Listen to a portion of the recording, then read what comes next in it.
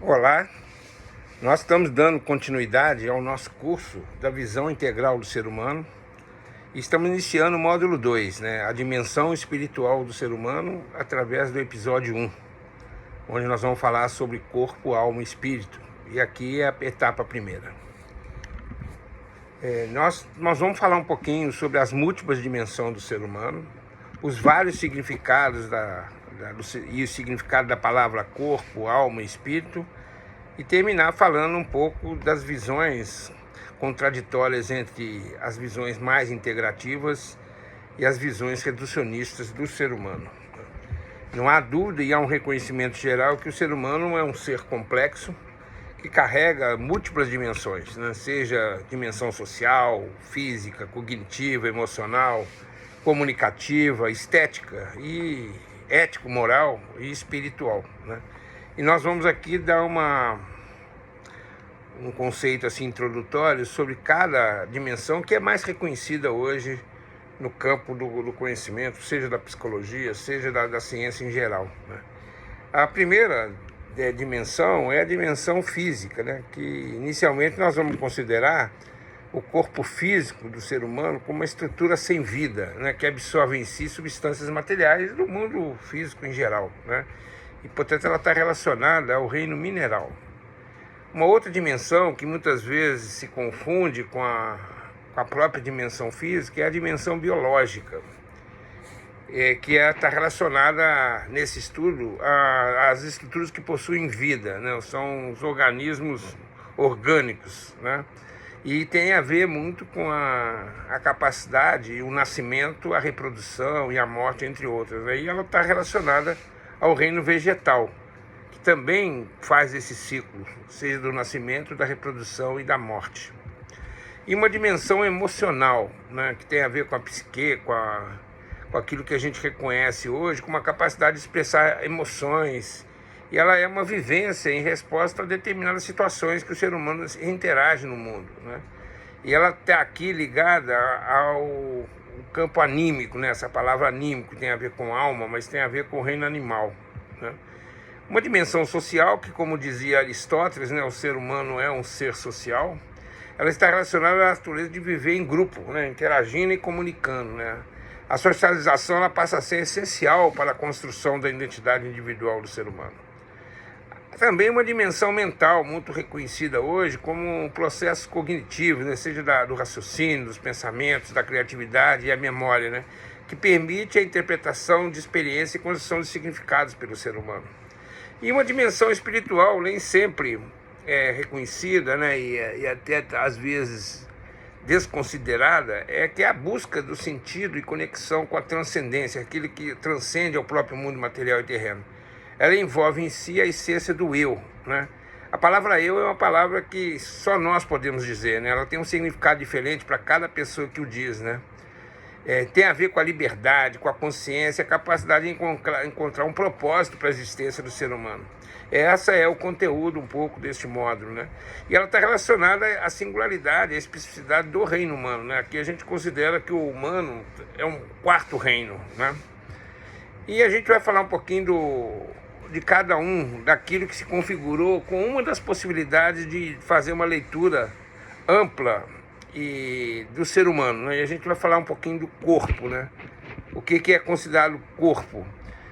Vem do latim corpus. O termo corpo ele abrange várias concepções. Ele refere-se àquilo que tem uma extensão limitada, ele tem uma estrutura organizada.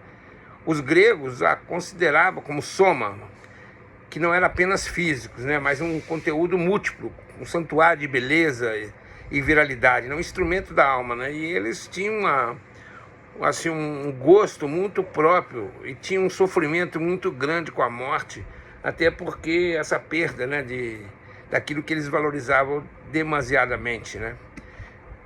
O cristianismo, em termos gerais, o corpo é uma estrutura física e visível, é obra-prima da criação divina, um templo do Espírito Santo, essencial para a experiência do ser no mundo, a vivência da fé e a expressão da santidade.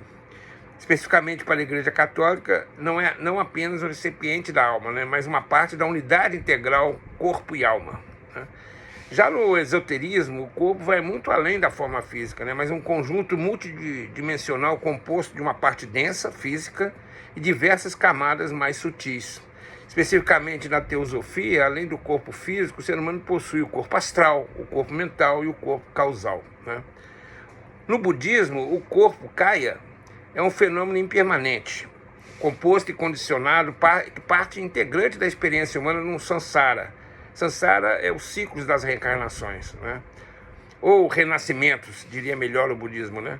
Para o espiritismo, o corpo físico é um instrumento temporário, envoltório material concedido pelo espírito para a reencarnação, essencial para a evolução, aprendizagem e experiências da Terra, né? Já o materialismo, o corpo é uma máquina biológica complexa, composta por matéria e regida por leis da física e química. No hinduísmo, o corpo não é apenas também uma estrutura física, mas um conjunto complexo de envolturas que abriga a alma imortal.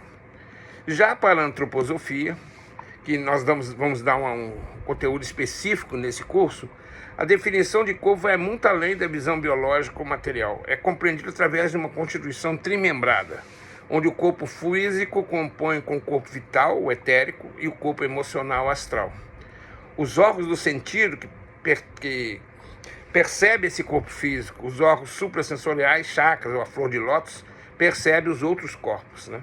Mas aqui tem um destaque que vai nos surpreender possivelmente, uma concepção singular mais avançada da antroposofia, que considera o corpo físico que não seja composto somente por substâncias materiais, mas também de uma estrutura sutil, um corpo de força de forma arquetípica que subjaz o corpo físico, que ele chama de fantoma, que constrói o corpo físico material. O que o ser humano abandona na morte não é o corpo físico, mas a sua forma que possuía durante a vida terrena, que começa a ser destruída na decomposição, o cadáver do ser humano, e deixa para trás as substâncias que são encontradas no reino mineral da natureza.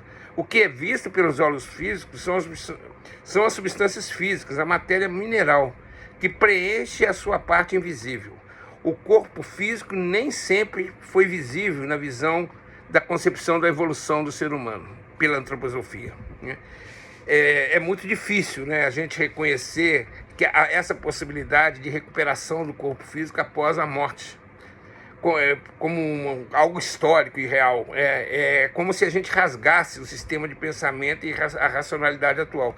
Mas, porém, a ciência espiritual antroposófica, o corpo físico, eu acho que é só singular nesse campo de conhecimento, não é o que temos diante de nossos olhos. Se quisermos chegar perto dessa essência do corpo físico, a gente teria de ter dele uma concepção bem diferente, para além da substância material. Há uma possibilidade de restauração desse fantoma, daquilo que é essencial, invisível do corpo físico. Ele pode significar a ressurreição da carne, que é a visão do credo católico muito pouco entendida, né? E aquilo que ocorreu, que é um fenômeno que muitos, né, entendem como a grande essência e a centralidade da história, que é a ressurreição de Jesus Cristo, que é um corpo espiritualizado, e o que pode, com o desenvolvimento espiritual, ocorrer com cada ser humano. Nós vamos dar continuidade nesse módulo na etapa 2.